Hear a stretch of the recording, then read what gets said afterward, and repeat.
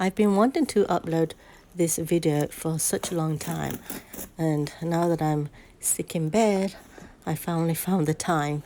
My much anticipated cast iron pan from Japan finally arrived.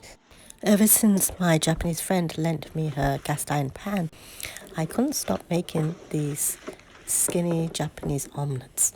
The cast iron is an absolute must. Don't even think about getting the cheaper versions. You need the heavy weight and the intense heat to get a nice even omelette. Beside the fact that it's just such a lovely pleasure to be cooking on a cast iron. And since this is an old video, I can safely say that I have been making these Japanese omelettes non-stop. They are great for my kiddo's bento box to take to school every day. He just doesn't seem to tire of it.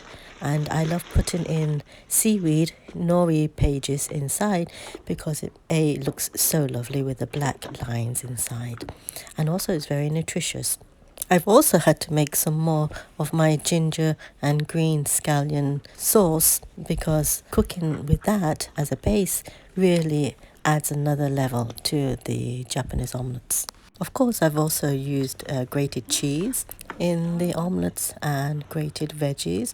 You just have to make the veggies or the cheese small enough so it can still roll. And here is the lovely cast iron revealed.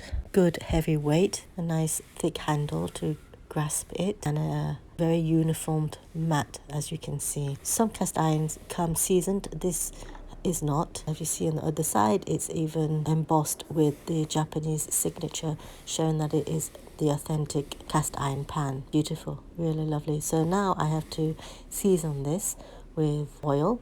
Flaxseed is the best, and there we go. We're ready to make Japanese skinny omelettes. There is something about this small size of a pan that really resonates and makes this a really nice, soft, bouncy, rolled omelette. The beauty about using a cast iron is a real test of patience.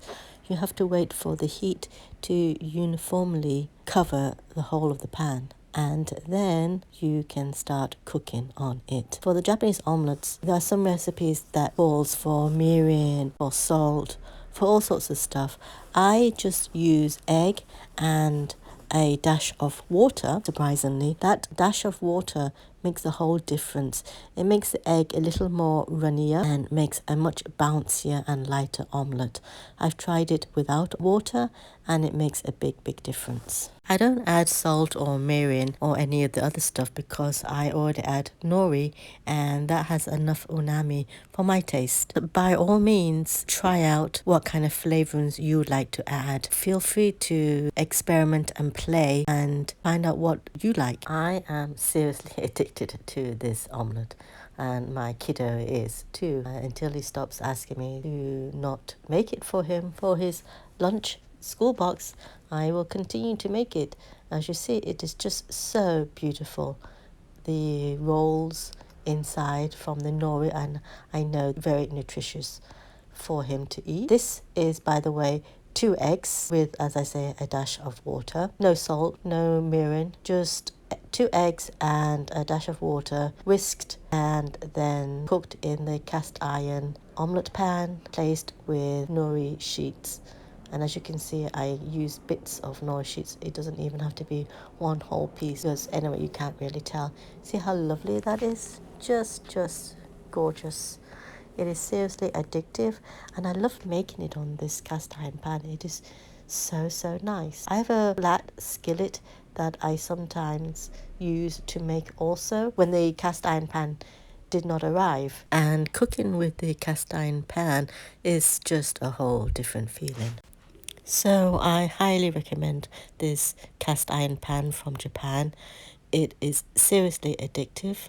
My kids are proof of how much of a favorite this has become in my family, and making it is just such a lovely pleasure.